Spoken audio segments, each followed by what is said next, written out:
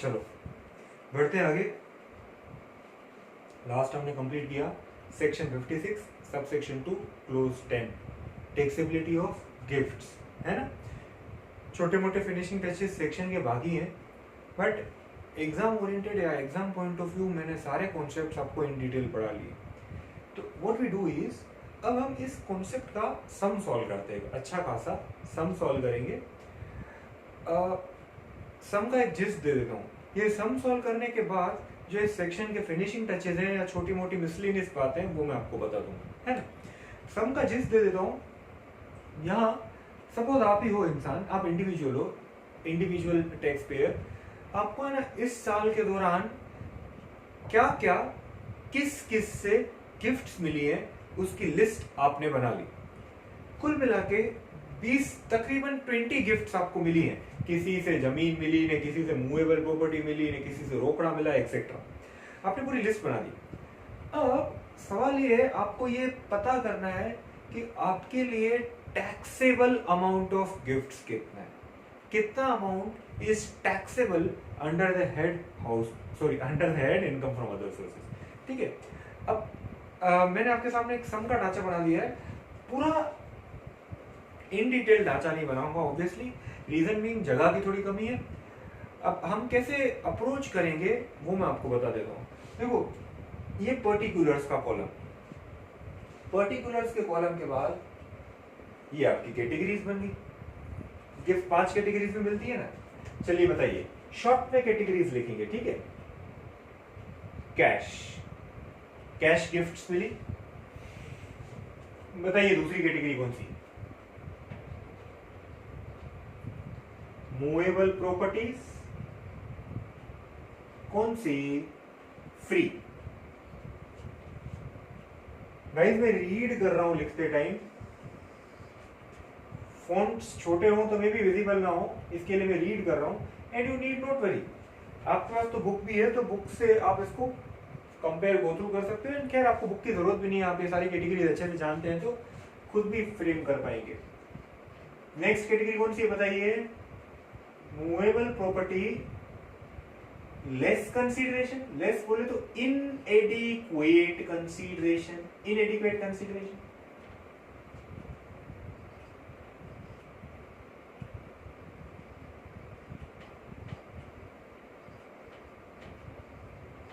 Immovable property free,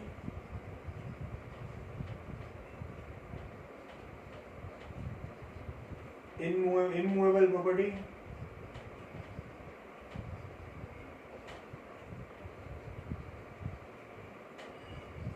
इनएडिक्वेट consideration, है ना। 5 categories.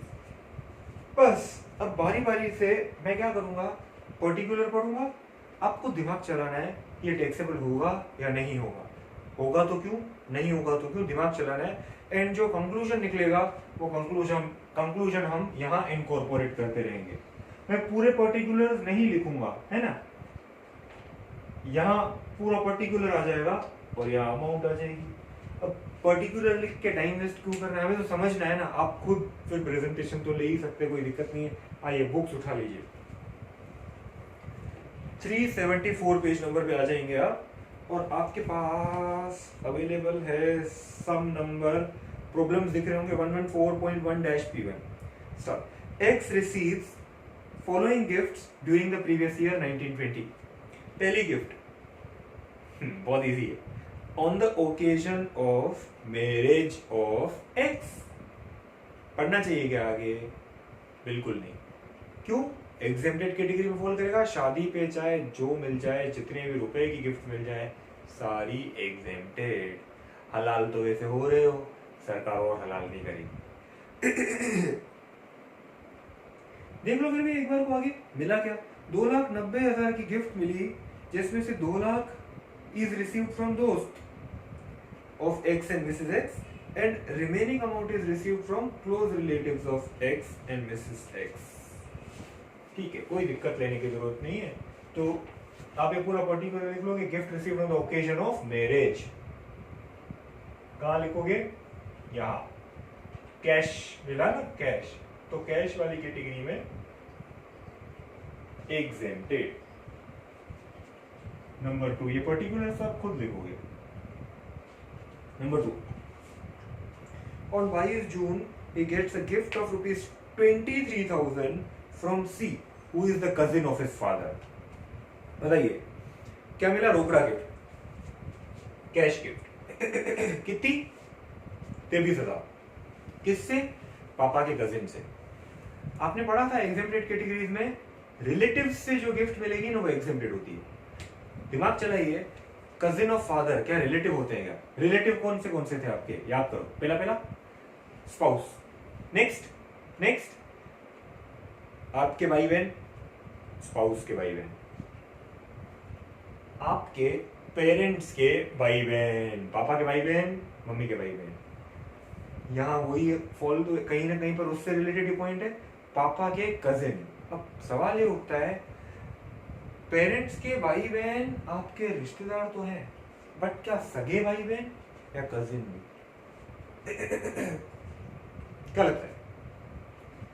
सिर्फ सगे भाई बहन ऑफ पेरेंट्स आपके रिश्तेदार. लॉजिकल भी है ना, वरना तो सारा शहर आपका रिश्तेदार नहीं होता. गए हो कभी पापा के साथ मार्केट पे ना, या मम्मी के साथ, कैसे इंट्रोड्यूस करवाते हैं पापा मम्मी अपने दोस्तों से? पापा क्या बोलते हैं? बेटा चाचा से मिल. अरे हम तो मेरा भाई है, हम तो कजिन है, समझ ले. मम्मी अपने फ्रेंड से क्या बोलती? अब मासी से मिलो. ऐसे तो भाई पापा मम्मी के भाई बहन ही हो गए सारे दोस्त.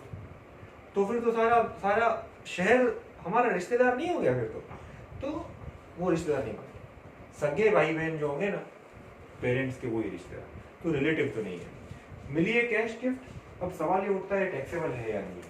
आपके मन में सवाल उठा होगा, यार ये तो 23,000 की गिफ्ट है, 50,000 से कम की गिफ्ट है, तो काहे की टैक्सेबल? बात सही है, पर दोस्तों प्रेजेंटेशन समझो.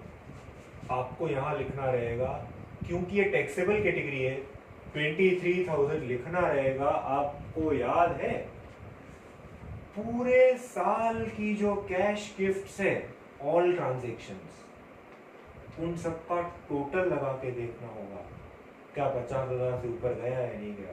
तो एक बार को यहाँ 23,000 लिखना तो पड़ेगा ना. अब कल को 27,000 की और गिफ्ट मिल जाती है, 50 हो गया. 1 रुपए की गिफ्ट मिल जाती है तो पूरा टैक्सेबल नहीं हो जाएगा. अच्छा, कल को कोई गिफ्ट ही नहीं मिलती है तो नीचे लिख लेना पूरा एग्जेम्प्टेड. अभी एक बार को प्रेजेंट करना पड़ेगा, इट्स अ टैक्सेबल कैटेगरी ना. समझ रहे हो ना दोस्तों? तो प्रेजेंटेशन समझो आप. फिर आगे चलते हैं. कहाँ गया point number 3. 18th August 2019 he gets a gift of 15,000 from D, who is elder brother of grandfather. दादाजी के भाई. कवर्ड नहीं है. स्पाउस, रिलेटिव कौन है? स्पाउस, आपके भाई बहन, स्पाउस के भाई बहन, आपके पेरेंट्स के भाई बहन से. फिर आपके लीनियल एसेंडेंट्स और डिसेंडेंट्स. एसेंडेंट्स कौन? आपके मम्मी पापा, मम्मी पापा के मम्मी पापा, उनके मम्मी पापा. एसेंडेंट्स है ना, आपके मम्मी पापा. पापा ले लो फॉर अ मोमेंट. अब पापा के पापा तो ग्रैंडफादर हो गए. फिर उधर से लाइन ऊपर जाएगी सीधा. ग्रैंडफादर के जो भाई बहन है ना, साइड वाली ब्रांचेस, कवर्ड नहीं है. समझ रहे हो ना? They are not relatives. तो दादाजी के भाई is not a relative of yours, तो टैक्सेबल जरूर होगा. कितनी अमाउंट लिख लूं? 15,000. कैश कैटेगरी है ना. अभी के लिए दोस्तों लिखेंगे ना, लिखेंगे क्यों? आपको समझ आ रहा है? 50,000 से कम मैं मानता हूं, बट लिखना तो रहेगा. टोटल चेक करना है अपन को. इक्लोता ट्रांजेक्शन थोड़ी. इक्लोता ट्रांजेक्शन तो सिर्फ किसमें? इमूवेबल प्रॉपर्टीज की कैटेगरी में. बाकी सब में तो टोटल ऑफ ऑल चेक करना है. चलो 4th, 20 सितंबर को he gets a gift of 7 lakh from grandmother. Lineal ascendant हो गई ना, मम्मी पापा के मम्मी पापा. लीनियल एसेंडेंट मतलब रिश्तेदार से कितनी भी गिफ्ट मिली ना, एग्जेम्प्टेड कैटेगरी हो जाती है. कैश गिफ्ट में क्या लिखोगे? एग्जेम्प्टेड. बढ़िया. पूरी तरह से समझ आना चाहिए अगर आपने पिछले सेशंस गो थ्रू कर लिए तो। Computer received from employer, it was purchased for 65,000 by employer and given as gift to X on 20 October.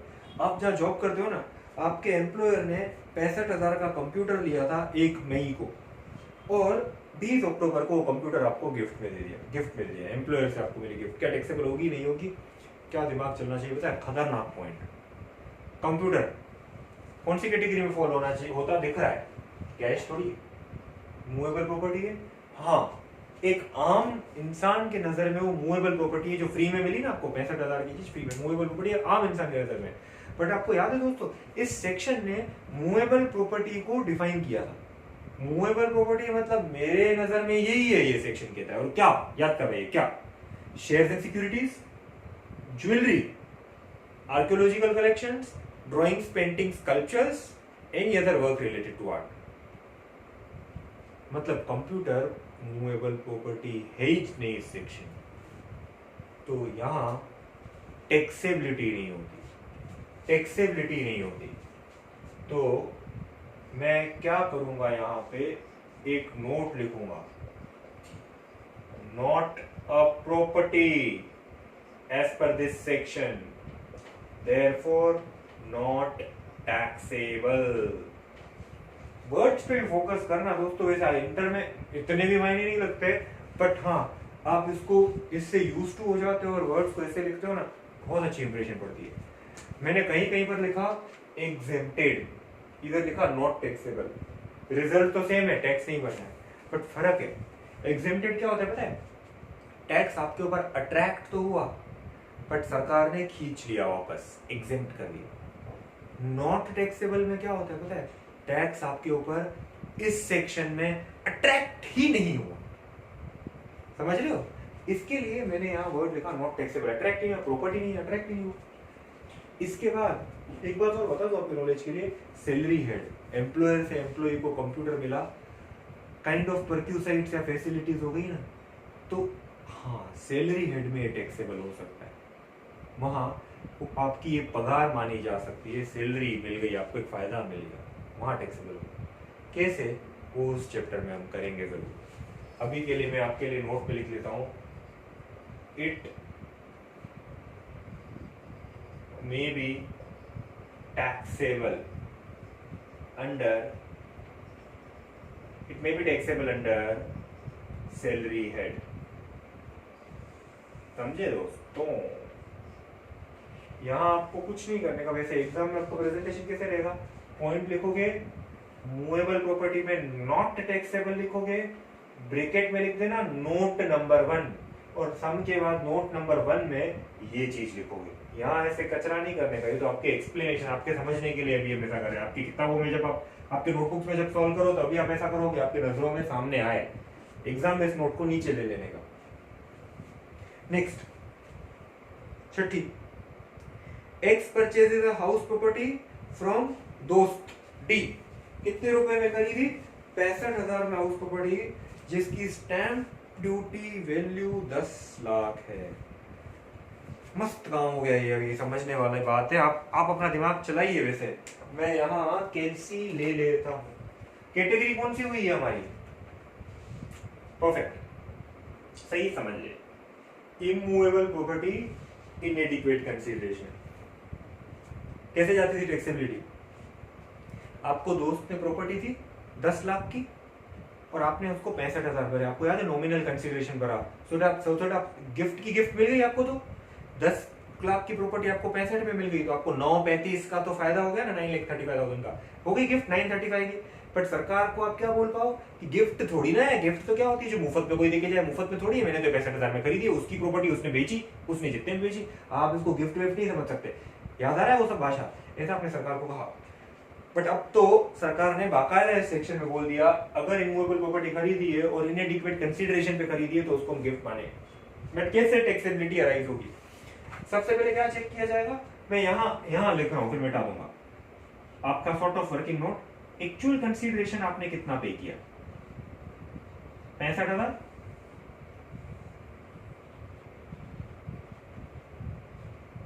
105% of actual consideration तक अगर स्टैंप वैल्यू है ना चले, मतलब 65,000 का 105% कीजिए 68250, स्टैंप वैल्यू 68250 या उससे कम है और आपने 65 में खरीदा है, सरकार इग्नोर कर लेगी। इतनी चिंदी चोरी की है ना छोटी मोटी, इग्नोर, आप चोरी नहीं करना।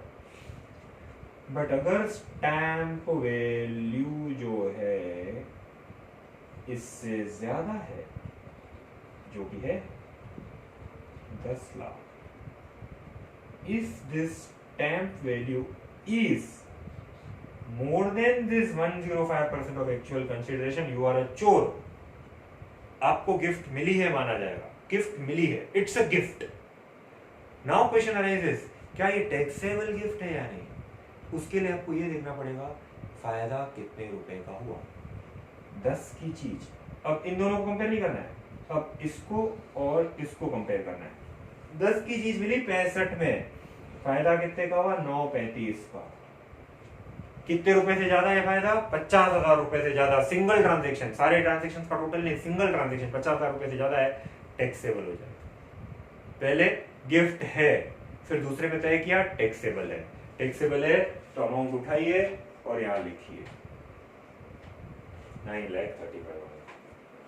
समझे ना? बहुत अच्छे, बहुत अच्छे, सुपर है। मैं थोड़ी सी कंजूसी करूंगा और फॉन्ट छोटे करता जाऊंगा। 7, 8 लिख लेता हूँ, 9, 10, 11, 12, 16, 17, 20। ठीक है ना, यहाँ तक कंप्लीट हो गया। टोटल आप ही बता देना, टोटल की जगह मेरे पास बचेगी नहीं, ठीक है, कोई दिक्कत नहीं, यहाँ छोटी सी जगह बचा लें। चलिए आगे आओ, कौन से पॉइंट पे पहुंचे? फटाफट 7वीं पॉइंट पे। 7वीं पॉइंट का आंसर ढूंढिए ये। 30 नवंबर को X gets a gift of plot of land from grandfather. Grandfather, दादाजी से या नाना जी से में भी गिफ्ट मिली है जमीन 15 लाख की। एग्जेम्प्टेड कौन सी कैटेगरी है वैसे तो ये? वैसे तो कैटेगरी इमूवेबल प्रॉपर्टी फ्री में मिली ना दादाजी से, बट ये हो गई एग्जेम्प्टेड कैटेगरी। रिश्तेदार से कुछ भी मिले, कितने भी रुपए का मिले, पूरी तरह से एग्जेम्प्टेड है दोस्तों। एग्जेम्प्टेड क्योंकि रिलेटिव से मिली, क्योंकि रिलेटिव से मिली। आप एग्जाम में चाहो तो यहाँ ब्रैकेट में रिलेटिव लिख सकते हो या नोट नंबर दे सकते हो। Note number 2, it is received from a relative, grandfather is a relative. फिर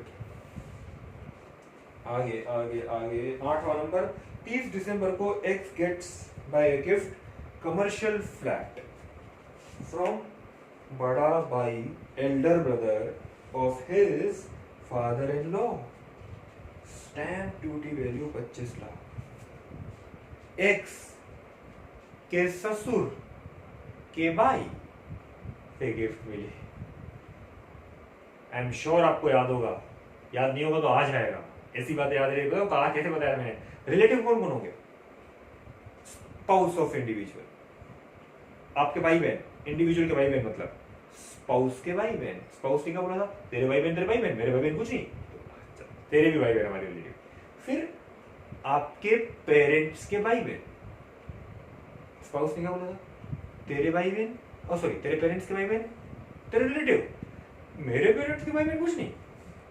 एक्स ने क्या बोला था? चलो निकलो, नहीं चाहिए कोई। मतलब इन-लॉज के भाई बहन are not a relative, not a relative, तो टैक्सेबल हो जाएगा। I hope you got it.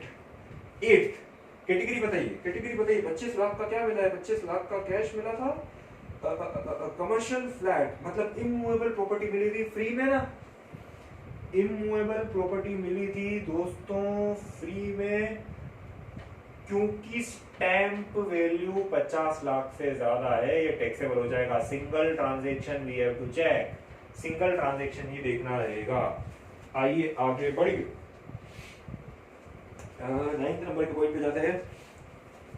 6 जनवरी को गिफ्ट मिला 2 लाख रुपए का, cash gift 25,000 and gift of work of art whose market value is 1,75,000 from a notified public charitable institution, हाँ याद रहेगा आपको, आई गेस एक्सेम्प्टेड कैटेगरी में एक था, याद है, चैरिटेबल इंस्टीट्यूशन जो रजिस्टर्ड होती है 12A 12AA में, उनसे जो भी गिफ्ट मिली एग्जेम्प्टेड। ये नोटिफाइड चैरिटेबल इंस्टीट्यूशन है। चैरिटेबल इंस्टीट्यूशन बोल दिया ना, मतलब वो 12A 12AA में इनकम टैक्स एक्ट में रजिस्टर्ड होंगी। कहाँ पहुंचे, कौन सा नंबर है ये, 9th कि 10th? 9th नंबर है हाँ, ये चैरिटेबल इंस्टीट्यूशन का। कैश गिफ्ट मिली 25,000 की, वो भी एग्जेम्प्टेड। और वर्क ऑफ आर्ट मतलब मूवेबल प्रॉपर्टी फ्री में मिली,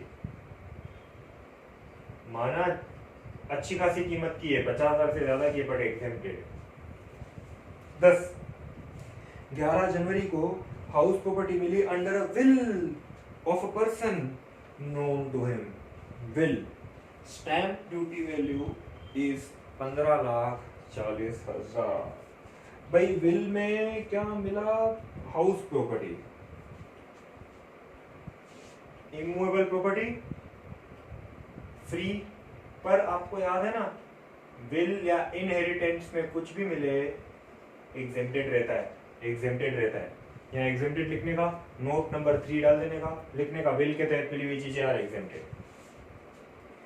11 20 जनवरी को he gets a wrist watch by gift, दोस्त से मिली जिसकी मार्केट वैल्यू 40,000 है। आपको फट से क्लिक करना चाहिए। रिस्ट वॉच मूवेबल प्रॉपर्टी आम इंसान के लिए हो सकती है, बट इस सेक्शन के हिसाब से घड़ी मूवेबल प्रॉपर्टी है ही नहीं।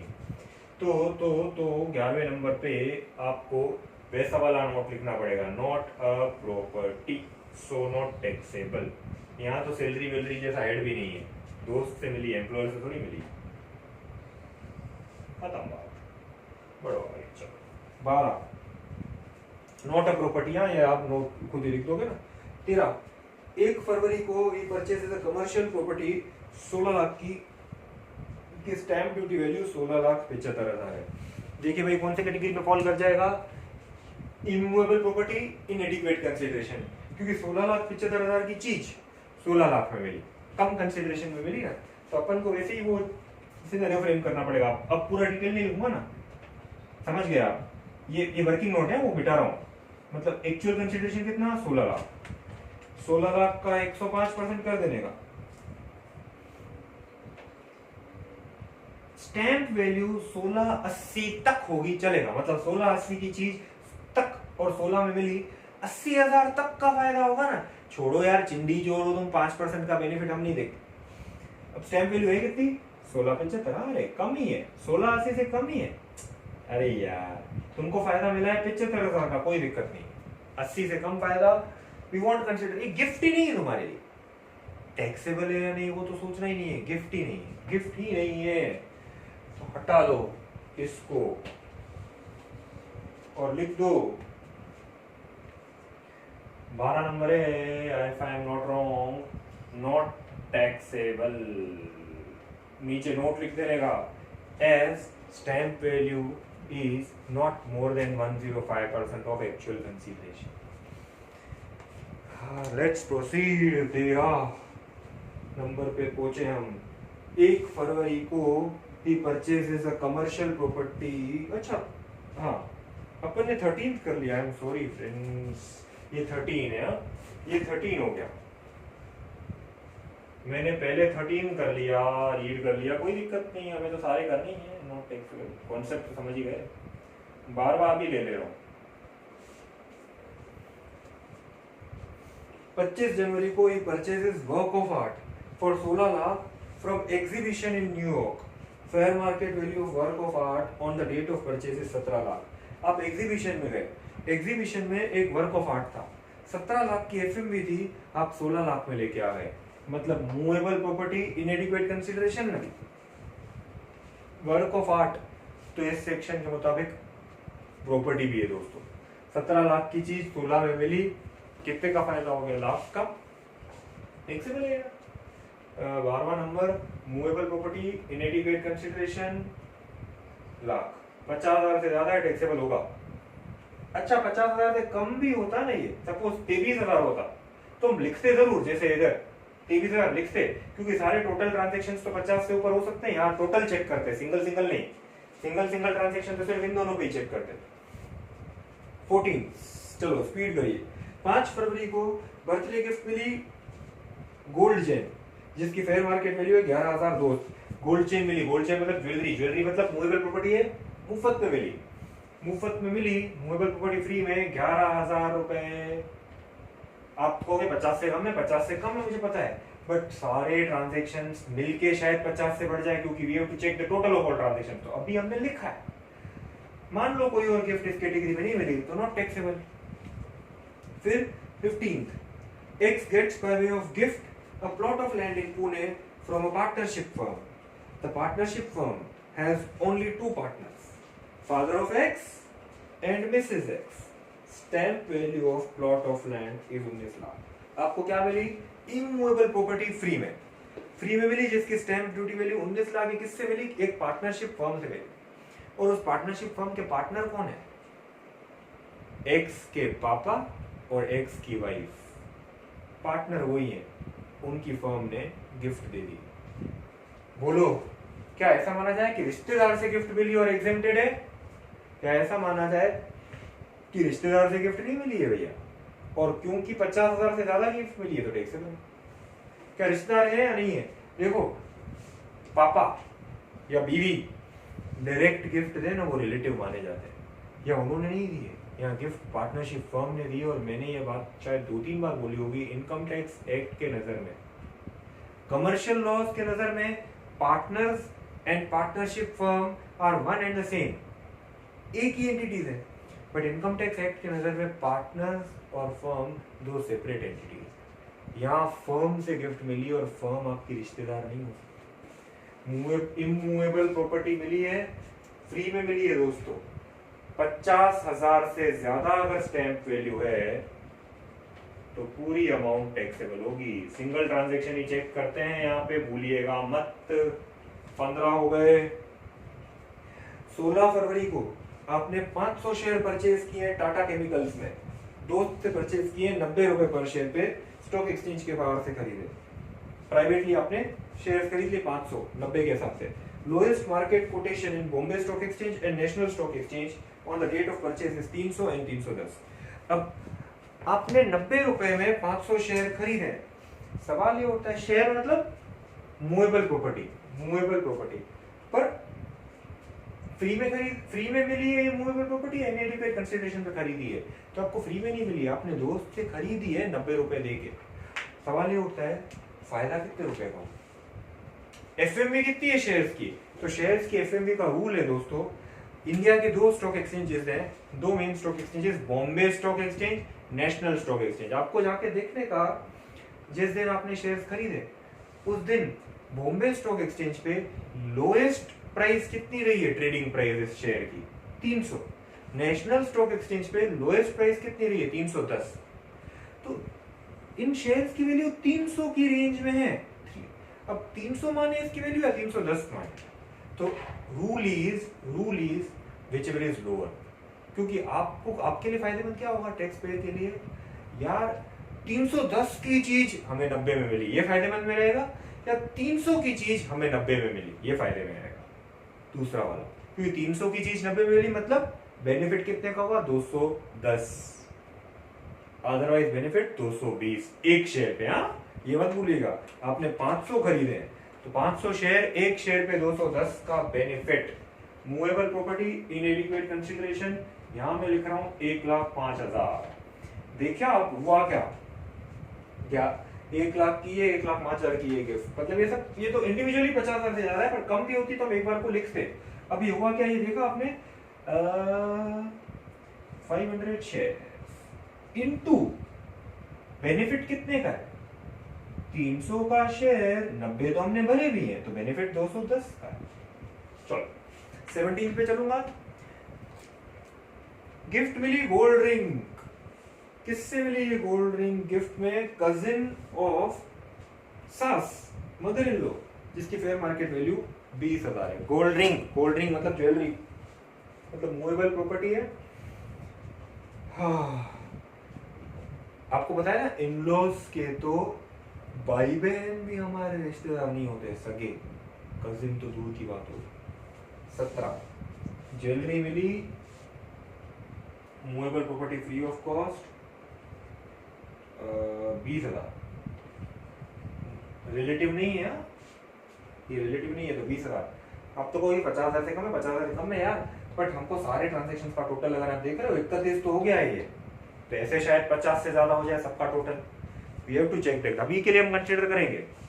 फिर आगे जाओ 18वें नंबर पे, on March 20, 2020 X gets a painting by way of gift from C Limited. Mrs. X holds 70% share in C Limited. Fair market value of painting is 19,000। वो पार्टनरशिप फर्म वाले जैसा ही है, आपको पार्टनरशिप फर्म से वो गिफ्ट मिली थी ना, इस बार आपको पेंटिंग मिली है एक कंपनी से, C Limited से, जिस कंपनी के 70% शेयर तो इसकी बीवी के ही है, मिसेज एक्स के ही है ना।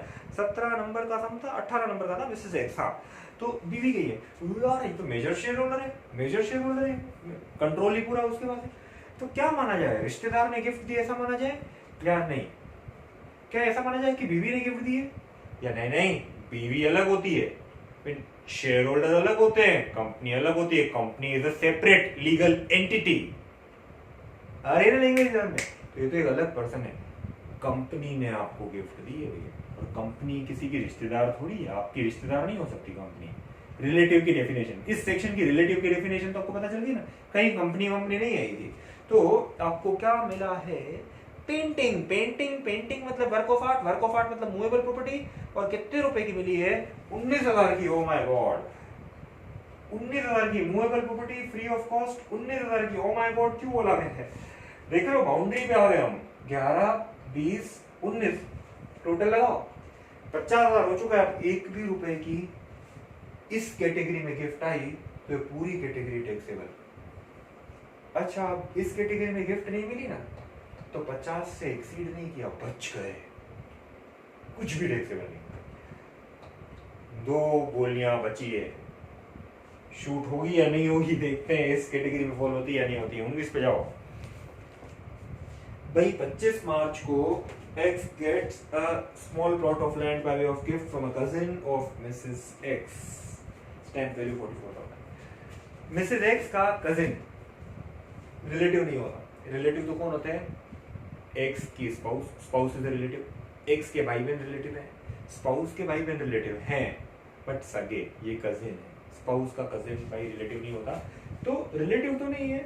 पर अब मिला क्या है? मूवेबल प्रॉपर्टी दोस्तों, मूवेबल सॉरी इमूवेबल प्रॉपर्टी दोस्तों। जमीन मिली ना, जमीन मिला क्या? हाँ, plot of land. Immovable property free में कितने रुपए की? 44,000 की। 44,000 की चीज फ्री में मिल गई, तो गिफ्ट 44,000 की हुई ना।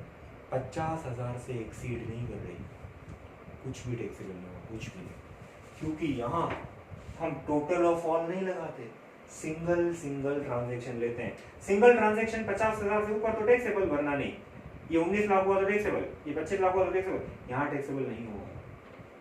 पहली 3 कैटेगरीज के जैसे इधर टोटल ऑफ ऑल नहीं देखते। ये समझ आ रही होगी बात, ऐसा मान रहे हैं हम, बहुत इंपॉर्टेंट बात है ये।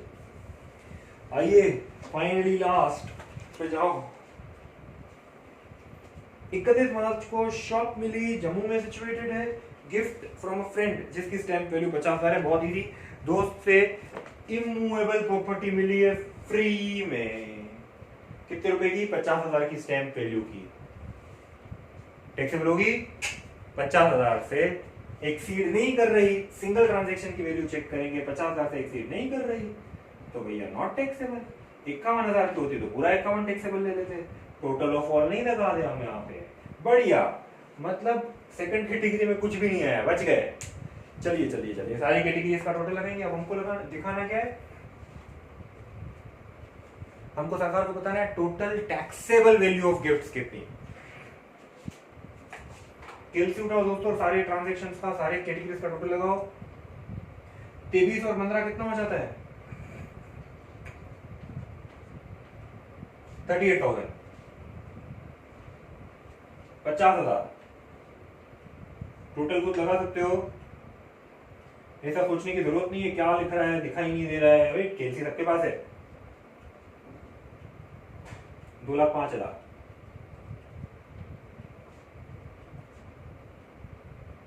44 lakhs, 9,35,000 सबका टोटल लगाया थे। सरकार पूछ रही है total taxable value of gift कितनी, तो देखना टैक्सेबल वैल्यू ऑफ गिफ्ट बताएंगे। कुछ चीजें रिमूव कर देता हूं अब मैं, समझ गए अब आप सब। एक कोना बोर्ड का खाली कर देता हूं तो बताता हूं फाइनल प्रेजेंटेशन।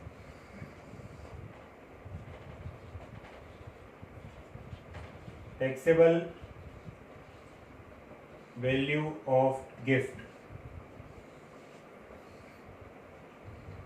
तो कैटेगरी 1 कैश नील, क्योंकि total of all transaction does not exceed 50,000, पूरा अर्थ इज एग्जेम्प्टेड। मतलब अपने हाल फिलहाल लिखा था वो याद है 23,000 और वो 50 से एक्सीड नहीं किया, फ्री। क्या पता टोटल होके 50 से एक्सीड हो जाए, इसके लिए हाल फिलहाल लिखा था हमने। मूवेबल प्रॉपर्टी फ्री कैटेगरी 2, 50 से एक्सीड नहीं कर रहा, कुछ टैक्सेबल नहीं होगा। मूवेबल प्रॉपर्टी इनएडिक्वेट कंसीडरेशन 2,05,000, 50 से एक्सीड कर रहा है तो ये टैक्सेबल हो जाएगा। Sorry, movable property free of cost, movable property inadequate consideration. अब immovable property free of cost 44 lakh. इधर तो टोटल एक्सीड हुआ नहीं हुआ वो देखने की जरूरत ही नहीं है, हमने सिंगल ट्रांजेक्शन ही वो लिए जो 50,000 से ज्यादा है, इधर सिंगल देखते हैं। तो कुल मिला के जो आ रहा होगा वो टैक्सेबल वैल्यू आ रहा होगा 44 lakh. Immovable property inadequate consideration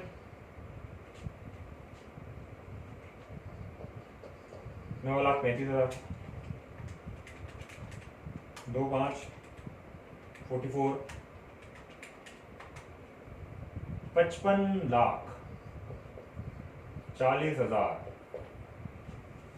income from other sources में गिफ्ट इतनी टैक्सेबल। वैसे तो पता है सेक्शन 56(1) बोलता है ऊपर वाली कोई भी हेड में जो इनकम नहीं है वो आईएफओएस में आएगी। 56(2) बोलता है 11 इनकम्स तो यही आएंगी।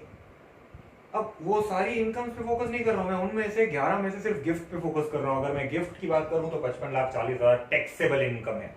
साल में कुछ और नहीं किया, बेटे बेटे ही हड़पा गिफ्ट, तो 55-40 पे आपको टैक्स भरना पड़ेगा। एक टास्क दे के जाता हूँ, मान लीजिए कुछ नहीं किया, सीए के स्टूडेंट है, सीए के स्टूडेंट है तो बेटे बेटे पढ़ाई की होगी ना, कमाने थोड़ी निकले होंगे। पर दोस्त रिश्तेदार मेहरबान है और हमारे को इतनी सारी गिफ्ट मिली, साल में कुछ और नहीं कमाया, सिर्फ यही मिला, यही कमाई, तो आपको टैक्स कितना भरना पड़ेगा? 55,40,000 आपकी टैक्सेबल इनकम रही होती, बताइए सरकार को टैक्स कितना भर के आए होते? Compute tax liability. गिनो, ये आपका टास्क है, एक दूसरे से आप कंफर्म कर लेना, आपको डाउट हो तो मेरे से कंफर्म कर लेना। ये सिर्फ फॉर्म अप के लिए आपको टैक्स लायबिलिटी बताइए, इधर अभी गिननी नहीं थी। बहुत अच्छा सम था, पूरे गिफ्ट के प्रोविजन आपको क्लियर हो गए होंगे ऐसा मानता हूं मैं। सम में कोई डाउट रह गया हो, कोई पूछने लायक बात हो जो आप नहीं समझ पाए हो, तो आप मेरे से फोन या व्हाट्सएप पे पूछ सकते हैं, मैं आपको रिवर्ट कर दूंगा। चलिए अगले सेशन में मिलते हैं। ये हमारा था आईएफओएस का लेक्चर नंबर 9। लेक्चर नंबर 10 में मैं क्या करूंगा, थोड़े बहुत फिनिशिंग टचेस गिफ्ट के प्रोविजन के आपको बताऊंगा, और कुछ बहुत अच्छे केस स्टडीज आपको बताऊंगा, कुछ बहुत अच्छे पॉइंट्स बताऊंगा। मैं केस पूछूंगा और आपको उसके आंसर सोचने, और फिर मैं आपको आंसर कंक्लूड करके दूंगा, तो आपको पता चलेगा सही सोच रहे थे या गलत। सही सोच रहे थे तो सुपर, गलत सोच रहे थे तो कहाँ गलत थे और सही क्या है, आपको आइडिया लग जाएगी। उसी सेशन में, अगले सेशन में हम ये भी ट्राई करेंगे कि ये पूरे गिफ्ट का प्रोविजन मैं आपको फटाफट रीड करवा दूं, सो दैट आपकी लैंग्वेज पे कमांड आ जाए। चलिए, थैंक यू, मिलते हैं जल्दी।